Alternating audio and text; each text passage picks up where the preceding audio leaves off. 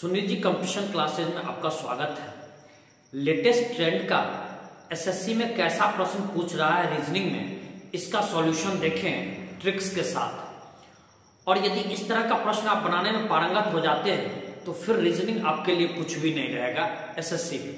देखें, यदि हम CARNATIC को कोडिंग करें SBDMZDJU से, तो उसी तरह से FREEDOMS को कोडिंग कैसे करें।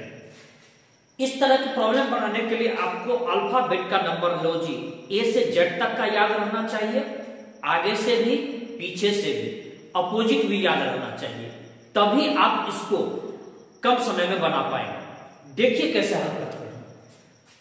इसको हम कहते हैं गाइडिंग, ये सेक्शन हमारा गाइडिंग होता है। इसको हम कहते हैं हेड और इसको कहते हैं टेल। पहले आप गाइडिंग सेक्शन में हेड से टेल के बीच संबंध देखेंगे और इसको हम कहते हैं आस्किंग जोन। इसमें हेड दिया हुआ है, टेल निकालना है। ये एसएससी सीजीएल 2022 का पूछा हुआ प्रश्न है। अब यहां देखिए आखिर कैसे ये घूम फिर करके आ रहा है, तो गौर कीजिए आप। एक चीज तो हमने देखा कि n का विपरीत m है, n का विपरीत m हमने आपको सुविधा के लिए यहां बना रखा है, एग्जाम में आपको नहीं बना रहा है। आप देखिए n 14वां है और ये n m के विपरीत है, ये विपरीत का स्लॉट है। वैसे विपरीत के सिद्धांत को हम पता कर सकते हैं कि इन दोनों का योग नंबरिंग से जो ले तो 27 थियरी पर होता है। तो m का विपरीत n है, n का विपरीत m है, तो एक हमको पकड़ में आया कि n का ठीक विपरीत दिया हुआ है m। फिर a का विपरीत दिया हुआ है z। a आगे से पहला है तो z पीछे से पहला है। आप यहां देख लें a का विपरीत z, ये आपके दिमाग में टेप होना चाहिए, याद होना चाहिए। तो ये पकड़ में आ गया। फिर इस तीनों के स्लॉट को यदि हम देखें तो यदि हम r को एक आगे बढ़ा देते हैं तो s, c को एक आगे बढ़ा देते हैं तो हमको d, और a को एक आगे बढ़ा देते हैं तो b। इसका भी हमें मिल गया।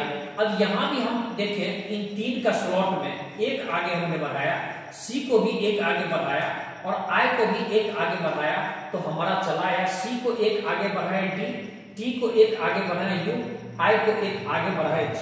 इसका माने अब हम कंफर्म हो गए कि आगे से 3 पलट करके एक एक आगे बढ़ा है, फिर बीच का 2 अपना विपरीत का लिया है अल्फाबेट, और फिर इसके आगे का 3 पलट करके एक जायदे दिया है। बस इतनी ही बात को कर लेंगे और हम आंसर तक पहुंच जाएंगे।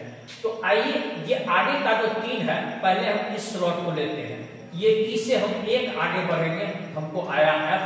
इस F से हम एक आगे बढ़ेंगे, हमको आया G, और R से हम एक आगे बढ़ेंगे तो हमको आया FSG। अब जरा देखते हैं कि FSG इस तीनों में है, ये हमारा हट गया। इसके बाद अब 2 का स्लॉट है बाई, ये विपरीत का आ गया। तो E का विपरीत होता है V और D का विपरीत होता है W, ये D का विपरीत होता है W। अब हमको चाहिए V और W, तो जरा देख लीजिए कि FSG और VW यहां चल रहा है। इसमें हमको VX चल रहा है, ये कट गया। इसमें हम देख रहे हैं UN चल रहा है, ये कट गया। इतने ही पे हमारा आंसर कंफर्म हो गया, ये वाला। वैसे हम आगे भी कंफर्मेशन के लिए जांच लेते हैं, लेकिन आपको समय बचाना कहीं ज्यादा महत्वपूर्ण है।